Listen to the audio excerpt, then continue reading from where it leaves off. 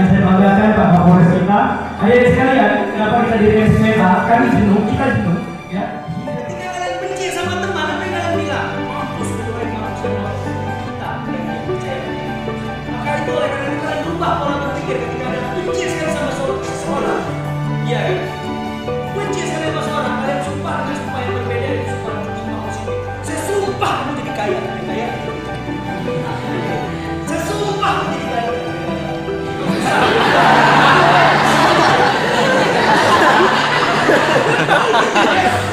Doain sama kita.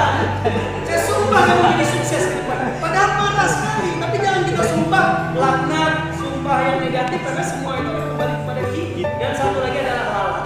Bedanya apa? Lalat ketika kita bedah, ketika kita mandi, kasih parfum, dia tetap berbagai kekotoran. Kita lipstikin, kita make upin, kita pakai yang namanya pengantin itu, ya kan? Tetap dia terpakai kotoran. Tapi lebah mau kalian kita buatnya seperti apa, dia tetap akan menghasilkan yang disebut dengan mana? Jadilah lebah bukan jadi lalat. Orang yang menghasilkan. Orang deh, kalau kita rubah pola berpikir kita yang sebenarnya positif, maka menghasilkan yang positif.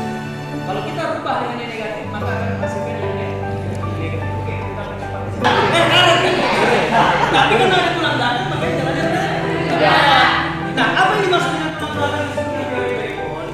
Bahwa manusia di muka bumi ini semuanya punya tulang belakang. Artinya apa? Yang disebut dengan teori backbone. Ya, tulang belakang ini adalah pancaran yang kita keluarkan itu akan yang kita keluarkan dalam tubuh kita itu akan terpantul kembali kepada kita. Jadi kalau kalian berpikirnya negatif, ya, pantulan dalam semesta ini akan kembali kepada kalian sesuatu yang negatif. Kalau kalian berpikir positif, maka pantulan